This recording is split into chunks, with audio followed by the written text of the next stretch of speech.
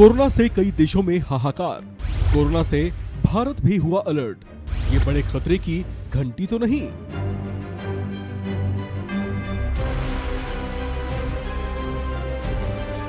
चीन समेत दुनिया के कई देशों में कोरोना संक्रमण के मामलों में बढ़ोतरी दर्ज की जा रही है। इसके साथ साथ कोरोना के कुछ घातक कहे जा रहे वेरिएंट्स ने भारत की चिंताएं भी बढ़ा दी हैं, क्योंकि दुनिया के कुछ देशों में संक्रमण में तेजी का कारण बनने वाले कुछ वेरिएंट्स भारत में भी पाए गए हैं। इस समय कुछ तेजी से फैलने वाले corona variants XBB, CH1.1, BQ1.1, BA2.75, BA4.6 और BA5 ने कई देशों में कोहराम मचा रखा है। इन्हीं में से कुछ वेरिएंट्स अब भारत में भी पाए गए हैं। स्वास्थ्य मंत्रालय से जुड़े शीर्ष आधिकारिक सूत्रों की माने तो सितंबर महीने से दिसंबर के बीच जीनोम सीक्वेंसिंग से जुड़े आंकड़े बता रहे हैं कि कोरोना वेरिएंट BA5 जो जीनोम सीक्वेंसिंग सैंपल में 26% आ रहा था, वो अब 26 से बढ़कर 38% तक हो गया है। भारत में हालांकि अब तक इसके 4 ही मामलों की पुष्टि हुई है, लेकिन इससे जुड़ी चिंता की बात यह है कि इसकी संक्रमण दर बेहद तेज है और बहुत कम समय में ही ये बहुत से लोगों को अपनी चपेट में ले सकता है।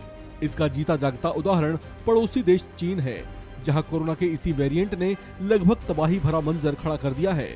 लिहाजा इसे लेकर केंद्र सरकार ने अभी से चौकसी बढ़ा दी है। गुरुवार को संसद में केंद्रीय स्वास्थ्य मंत्री मनसुख मंडाविया ने कोरोना को लेकर दिए अपने भाषण में राज्य सरकारों से भी चौकसी बरतने की अपील की है। साथ ही अपने स्तर पर जरूरी कदम उठाने को भी कहा है। इसकी गंभीरता को समझते हुए प्रधानमंत्री मोदी ने भी हालात की समीक्षा के लिए एक उच्च स्तरीय बैठक की है। कोरोना के BF7 वेरिएंट को लेकर दुनिया भर की रिपोर्ट्स कहती हैं कि ये बेहद तेजी से लोगों को अपनी चपेट में लेता है।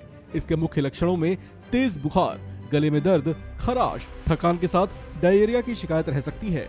इस समय इस वेरिएंट का चीन में घातक असर देखा जा रहा है। वहां पर बड़ी संख्या में लोग अस्पतालों में भर्ती हो रहे हैं। बताया जा रहा है कि वहां के कई अस्पताल अभी से भर चुके हैं।